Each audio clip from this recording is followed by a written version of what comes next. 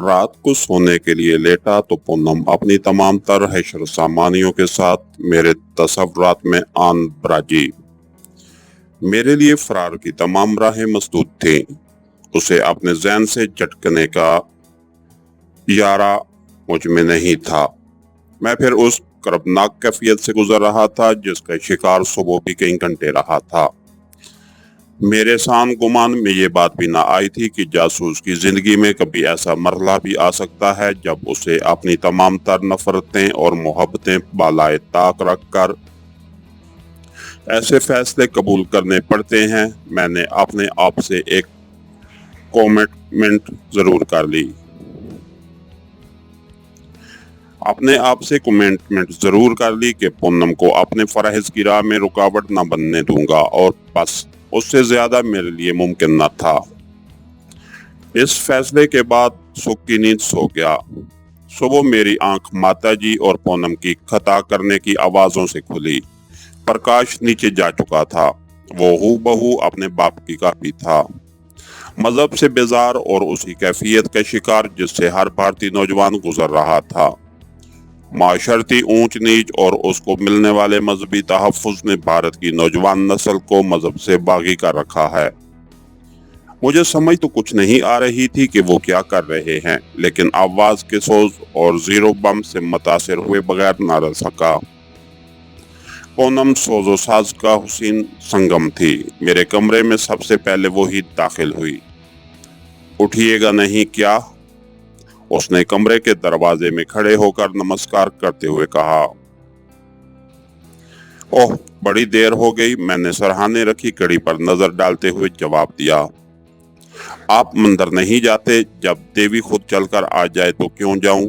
मुझसे रहा न गया। मेरे कहे फिक्रे से वो सिमट कर रह गई। हया की एक सुर्ख लकीर ने उसके गालों का इहाता कर दिया। चाय अभी पिएंगे आप या नाश्ते पर? उसने चीमते हुए मौजू बदलने की कोशिश की।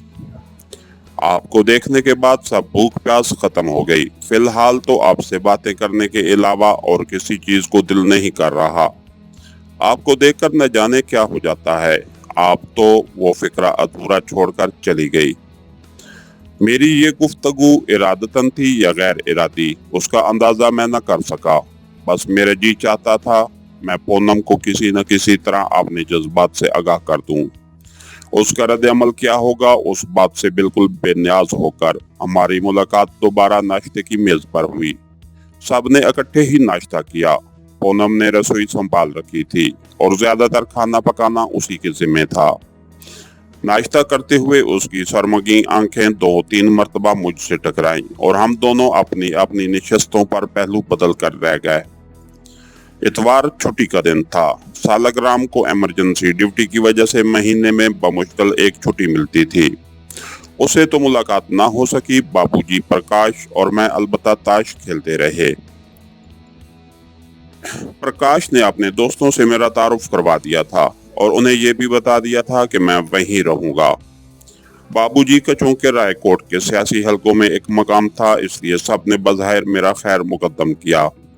हर हिंदू नौजवान की तरह प्रकाश भी शराब को जुज़्वे-ला जानता था। कम अज कम छुट्टी के रोज ना पीना तो उसके लिए धर्म भरशट करने के मुतरादिफ था। मैंने अलबत्ता माजरत कर ली। वो एक मकामी होटल को चल दिया और मैं उठकर घर आ गया। दोनों बूढ़ियां मोहल्ले में हुई एक मृत्यु के अंतिम संस्कार में शिरकत करने जा रही थीं। पूनम अलबत्ता रसोई में मौजूद थी। मैं बातें ज्यादा करता हूँ, आप बुरा तो नहीं मानती? मैंने मौका मिलते ही धड़कते दिल से पूछा। जी नहीं, उसने दुपट्टे का पल्लू मरोड़ते हुए कहा। मैं भी तो बहुत सी बातें कर चुकी हूँ कल से अब तक, फिर आप तो मजे मजे की बातें करते हैं। मुझसे कोई जवाब न बन पड़ा, चुनांचे खामोश हो गया। दिल की नगरी का दस्तूर भी निराला है। यहाँ दाखिल होने वाला पहला सवार ही उसका मालिक बन जाता है। मेरी तरह पूनम के साथ भी यही हादसा गुजरा। मेरे गायबाना तारुफ और 2 दिन की मुलाकात ने ही हम दोनों को एक अनदेखे, अनजाने लेकिन दुनिया के मजबूत तरीन रिश्ते में जकड़ दिया। मेरी तरह वो भी नजरें नीचे किए खड़ी थी।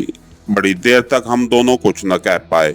शायद ہم اس کیفیت سے گزرے تھے جہاں لفظ کھو جاتے ہیں اور جذبے زبان کا روپ دھار لیتے ہیں، ایسی زبان جسے دل سے راہ ہوتی ہے۔ تھوڑی دیر بعد وہ چلی گئی۔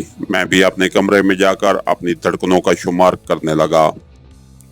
شام کے وقت پرکاش آ گیا، پھر ماتا جی اور موسی جی بھی آ گئیں۔ سب نے کھانا اکٹھے ہی کھایا تھا۔ رات کو پرکاش، پونم، اس کا چھوٹا بھائی نیٹو اور میں فلم دیکھنے چلے گئے۔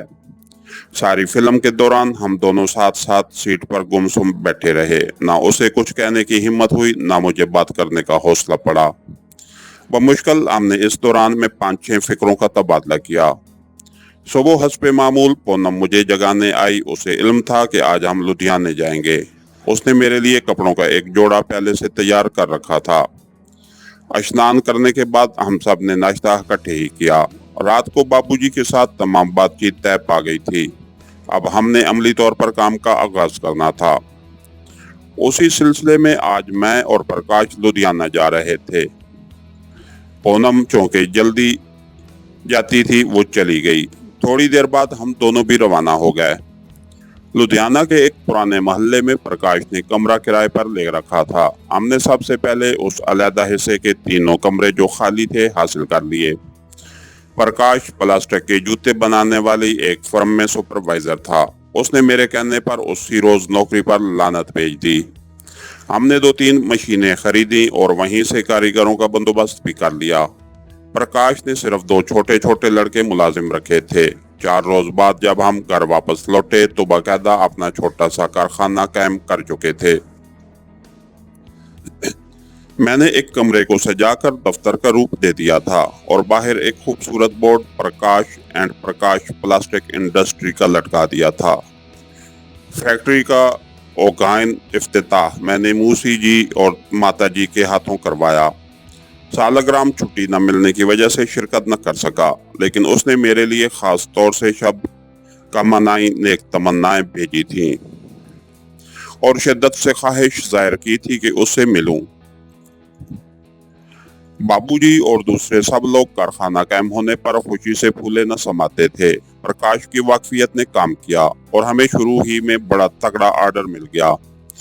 ماتا جی اور موسی تو بار بار میری بلائیں لے رہی تھی۔ میں نے ان کے سوئے بھاگ جو جگا دیے تھے۔ شام کو سب لوگ واپس چلے گئے۔ اس اثناء میں مجھے پونم کے ساتھ گفتگو کا بہت کم موقع ملا۔ پرکاش اور میں وہیں رہ گئے۔ صبح کام شروع ہو گیا۔ پرکاش کام میں جتا رہتا۔ قریباً 10 دن ہم نے خوب محنت کر کے آرڈر کے مطابق مال تیار کیا۔